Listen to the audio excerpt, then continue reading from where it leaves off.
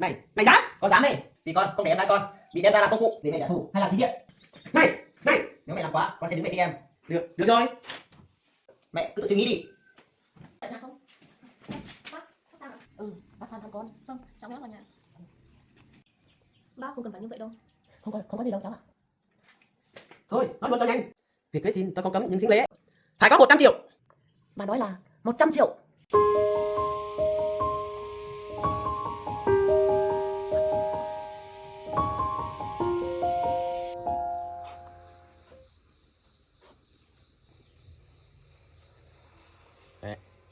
Con thấy chuyện này không ổn lắm. Không ổn chỗ nào? Cách bà Hường nói chuyện, con thấy bà ấy không đơn giản đâu mẹ. Con sợ bà ấy sẽ đưa ra xin lễ rất cao. Không phải là vì chuyện tiền, mà là con cảm thấy bà ấy đang làm khó chúng ta.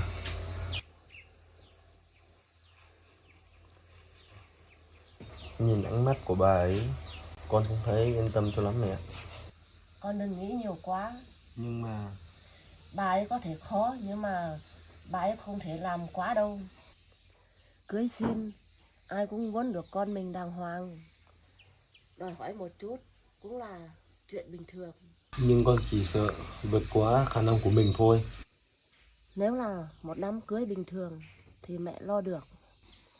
Còn nếu có cao hơn một chút thì mẹ vẫn xoay được. Nhưng mà mẹ định xoay thế nào? Vay mượn. Không được đâu mẹ. Sao lại không? Con không muốn mẹ phải đi vay vì chuyện của con. Con đã là mẹ khổ nhau rồi. Giờ con lại bắt mẹ đi vay mượn để cưới hỏi cho con nữa. Con không làm vậy được đâu mẹ. Khổ vì con thì mẹ không thấy khổ. Mà con thấy Con à, làm cha làm mẹ thì chỉ mong con được yên ổn thôi. Chỉ cần con có vợ, có gia đình, có người ở bên thì mẹ có vay mượn, có vất vả thêm thì mẹ cũng chấp nhận. mẹ, Còn hơn để con lỡ dở. mẹ, con không muốn vì con mà mẹ phải hy sinh như vậy. Hy sinh gì? Đó là trách nhiệm của mẹ. Con cứ yên tâm, chuyện đâu còn có đó. Đừng để chuyện chưa xảy ra làm con mất tinh thần. Con sẽ cố. Ừ.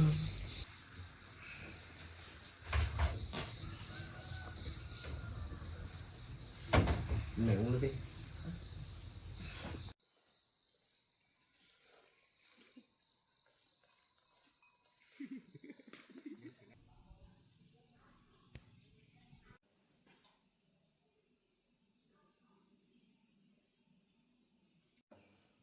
Con, chuyện cưới xin con tính sao?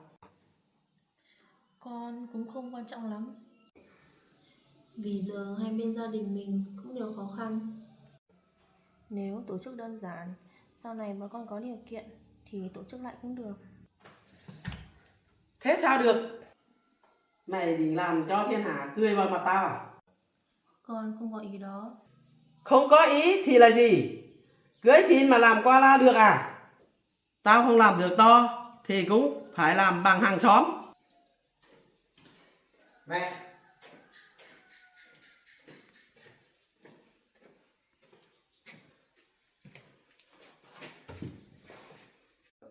Con nghe hết rồi.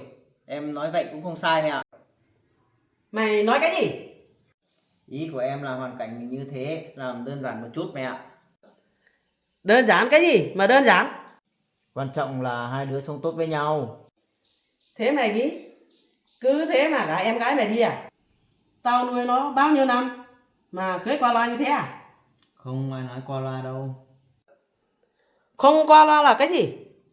Là hợp lý. Mẹ nhìn vào thực tế. Nhà bên đó cũng không khá giả. Đòi nhiều quá cũng khó người ta mẹ ạ. Làm khó. Chúng nó muốn cưới con gái tao phải có trách nhiệm. Trách nhiệm không phải là tiền. Không có tiền lấy gì mà lo cho vợ? Họ sẽ lo dần. Lo dần. Đến lúc khổ rồi lại quay về đây à? Mẹ, thôi. Mày yên đi. Thôi mẹ nói thế là quá đáng rồi. Quá cái gì? Mẹ đang nghĩ đến sĩ diện, không nghĩ đến hạnh phúc của em. Mày dạy tao à? Con không dạy nhưng mà mẹ đang sai. Vậy theo mày phải làm thế nào? Phải làm gì thì làm, nhưng đừng đòi sinh lễ quá cao. Tao cứ thích đời đây. Vậy thì mẹ có tình phá. Tao phá đây. Nếu mẹ nhất quyết như vậy thì con nói luôn, con sẽ cho em gái con qua đấy mà ở. Mày dám? Con dám đấy, vì con không để em gái con bị đem ra làm công cụ để mẹ trả thù hay là xí diện. Mày Nếu mẹ làm quá, con sẽ đứng về phía em. Được rồi. Mẹ cứ tự suy nghĩ đi.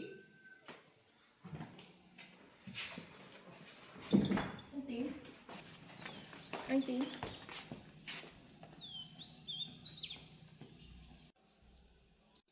Được, cứ thử xem.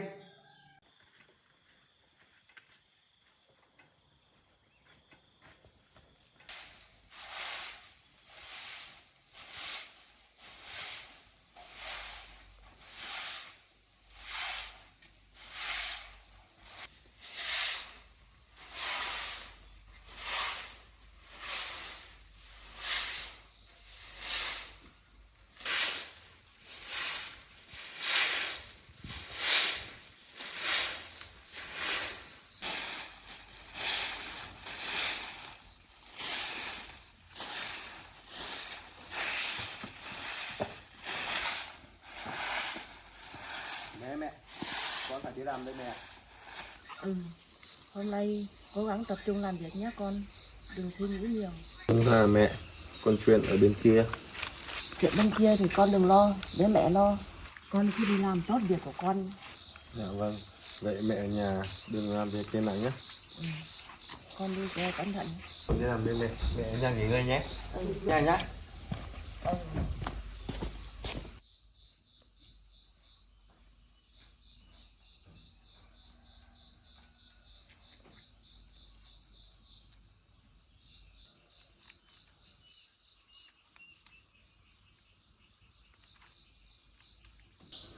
Thằng bé còn lo lắng lắm.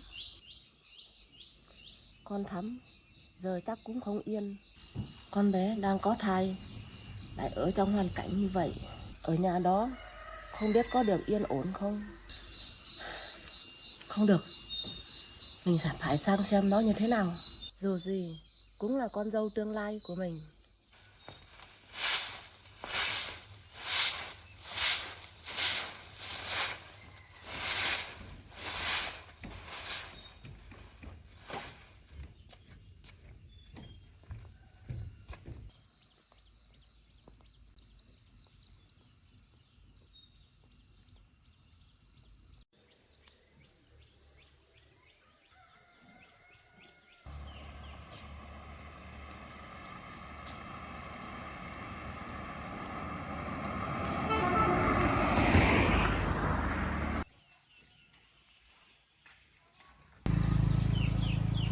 Tay không cũng không được. Con bé đang có bầu nữa, mình phải mua ít hoa quả cho nó. Chủ quán ơi! Ôi, cái gì đấy chị? Chị ơi cho tôi mua ít hoa quả. Vâng, này chị chọn đi, lấy loại nào chị chọn nhá.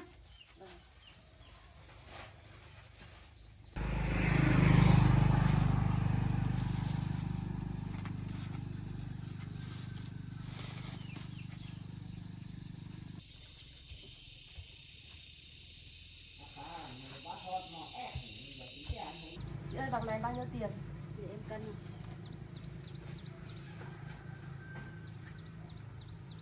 1,6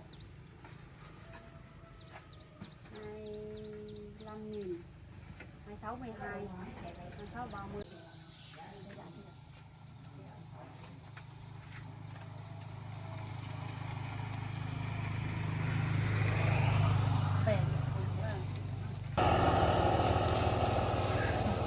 Hoa quả này chắc con bé thích ăn lắm.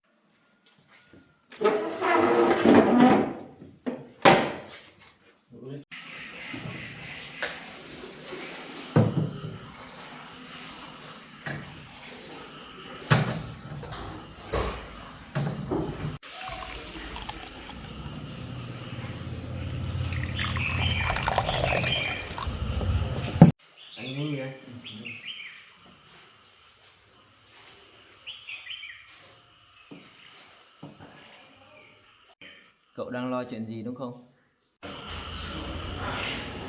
Ừ, không giấu được anh. Là chuyện sinh lễ phải không? Em sợ bà Hương sẽ đòi rất cao anh ạ. Không phải sợ mà gần như chắc chắn rồi. Anh nói vậy là sao? Mẹ tôi không đơn giản đâu. Từ hôm qua đến giờ tôi nhìn là biết bà đang tính toán. Em cũng cảm nhận được, nhưng em không nghĩ nó là đến mức như thế được. Cậu chưa hiểu hết mẹ tôi. Bà đưa ra một con số có thể cậu không thể xoay nổi. Em không sợ khó, em chỉ sợ mình không đủ khả năng thôi. Với cả gia đình của em, anh cũng biết rồi đấy. Mẹ em đã phải gom góp từng đồng, thậm chí còn tính đến vay mượn. Em không muốn mẹ phải khổ thêm. Tôi hiểu. Anh Tín, anh Tín, em có thể nhờ anh chuyện này được không? Nếu mà mẹ anh đưa ra xin người ấy quá cao, anh có thể nói giúp đỡ em ấy được không? Em không muốn nói chuyện phải đổ vỡ chỉ vì tiền. Tôi đã nói rồi, tôi không ủng hộ chuyện đó. Nói được hay không còn tùy vào mẹ tôi. Em hiểu. Nhưng cậu yên tâm, tôi đứng về phía cậu. Không phải là vì cậu, mà là vì em gái tôi. Nó đã chịu khổ nhiều rồi. Nếu chỉ vì mấy thứ hình thức mà phải đánh đổi hạnh phúc thì tôi không chấp nhận. Em cảm ơn anh.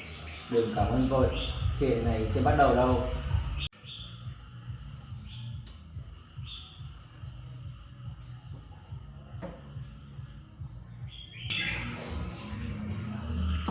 Chuẩn bị tinh thần đi, Cho điều gì? cho mọi chuyện sắp tới xảy ra. Em sẵn sàng.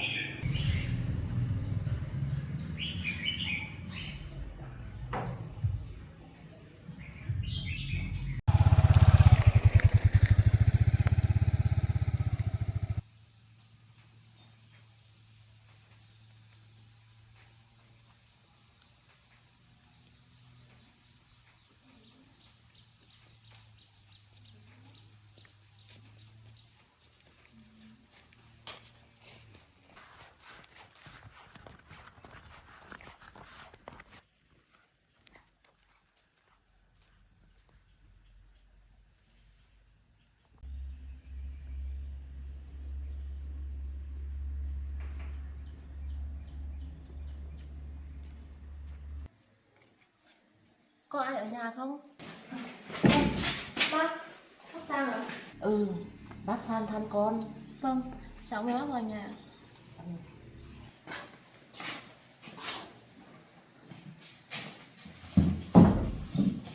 Đây, bác có muỗi và quả, mang về cho cháu. Bác không cần phải như vậy đâu. Không có gì đâu cháu ạ. Con đang có bầu, phải chăm sóc tốt cho bản thân. Vâng, thưa bác. Thế con có bầu mấy tháng rồi? Dạ, con bầu cũng gần được 5 tháng rồi ạ.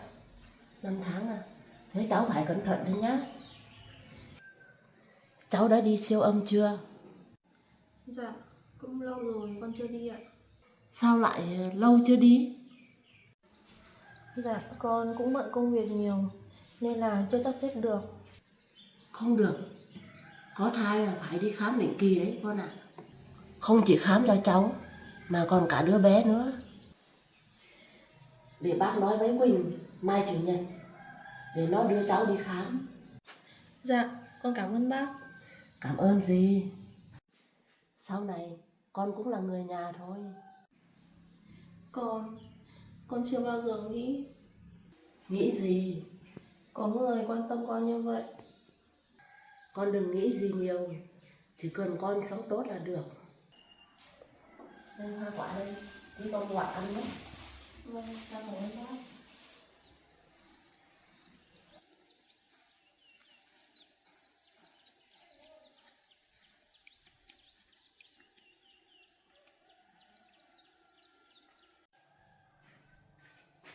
Ố, bà sang từ lúc nào đấy?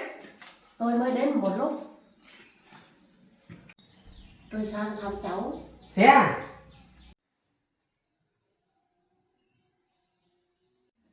Khách quý đấy. Mẹ. Thấy cháu có bầu nên tôi sang hỏi thăm thôi. Ừ, quan tâm ghê nhỉ. Con bé là con dâu tương lai nên tôi quan tâm là chuyện nên làm.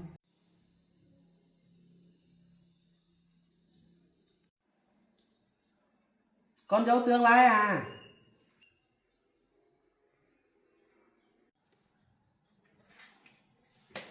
Thôi, nói luôn cho nhanh.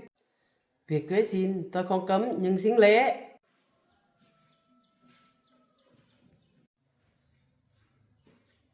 Phải có 100 triệu.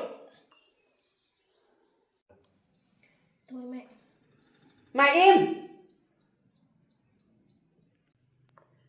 Bà nói là 100 triệu. Ừ. Có phải là hơi cao không? Cao gì? Bây giờ cái gì chả đắt. Vàng thì tăng gấp mấy lần, vật giá thì leo thang. Không lẽ cưới con gái tôi, bà làm qua loa à? Tôi hiểu, nhưng mà hoàn cảnh của gia đình tôi nếu là mức vừa phải thì chúng tôi còn xoay sở được. Chứ 100 triệu đối với gia đình chúng tôi là quá sức rồi. Không xoay được thì thôi, không cưới được thì thôi.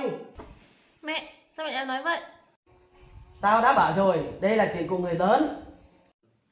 Nhưng Mày không được xen vào.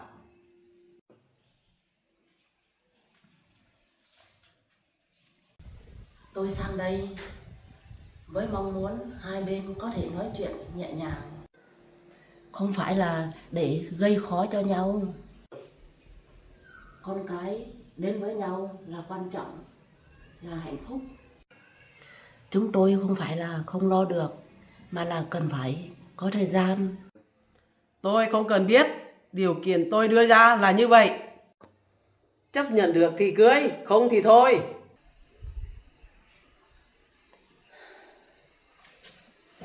Được, tôi sẽ cố gắng. vâng. Không sao đâu.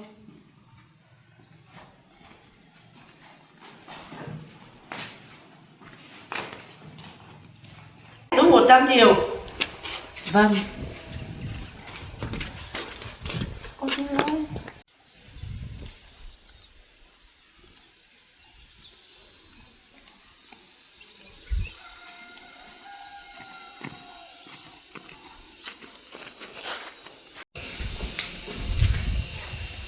Con xin lỗi ba.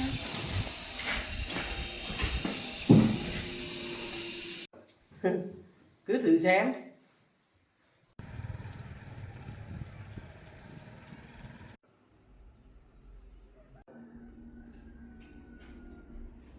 Mẹ, Gì? tại sao mẹ không tôn trọng ý kiến của con và anh Tín? Mày vừa nói gì? Con nói chuyện kế xin là chuyện của con, của anh Quỳnh và cả hai gia đình, chứ không phải một mình mẹ quyết định.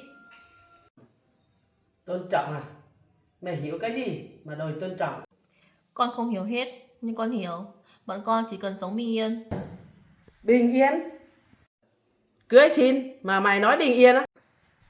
Đám cưới là chuyện cả đời đấy. Nhưng không cần phải lớn. Không lớn thì để thiên hạ cười vào mặt tao à? Thiên hạ quan trọng đến như vậy sao? Quan trọng, rất là quan trọng. Mày sống ở đây mày không hiểu đâu. Người ta nhìn vào người ta đánh giá cho. Nhưng người ta không sống thay mình. Nhưng họ nói và tao phải nghe. Vậy là mẹ chỉ đang sống cho người ta, chứ không phải cho con. Mày nói cái gì? Con chỉ muốn một cuộc sống đơn giản, không nợ nần, không áp lực. Con không muốn vì một đám cưới mà anh Quỳnh và anh ấy phải đi vay mượn. Con không muốn hạnh phúc của mình bắt đầu bằng gánh nặng. Vậy thì mày định làm gì? Nếu cứ như vậy thì con không cưới nữa. Mày im. Mày không có quyền quyết định. Nhưng đây là cuộc đời của con. Cuộc đời này á là tao nuôi lớn đấy. Mày ăn của tao, ở của tao, sống nhờ tao, thì mọi chuyện mày phải nghe tao. Con không phải là món đồ để mẹ tùy tiện sai khiến như vậy. Nhưng mày là con tao, tao muốn tốt cho mày. Nhưng đó không phải là tốt. Thôi đủ rồi, từ giờ mày không được cãi tao nữa. Tất cả mọi thứ phải nghe mẹ. Mẹ làm tất cả chỉ là muốn tốt cho con mà thôi.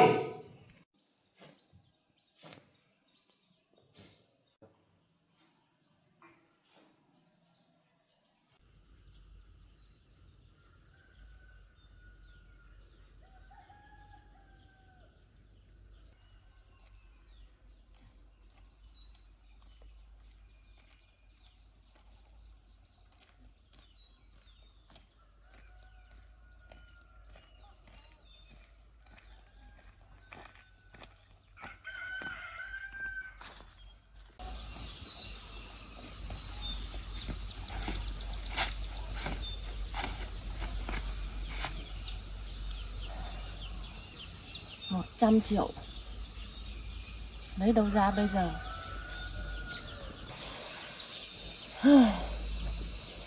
100 triệu lấy đâu ra bây giờ?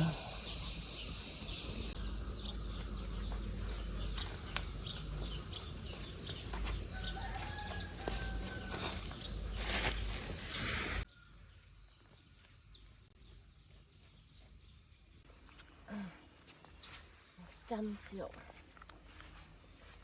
100 triệu, 100 triệu.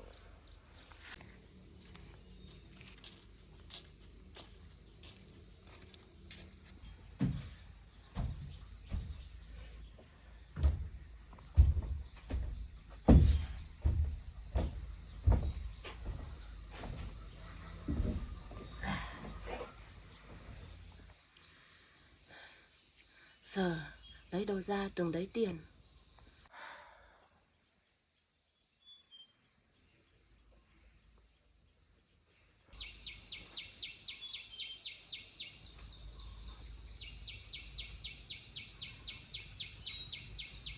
Bao nhiêu năm tích cóp cũng không đủ. Con mình đến lúc cưới vợ rồi mà mình không lo nổi, là tại mình không có đủ điều kiện.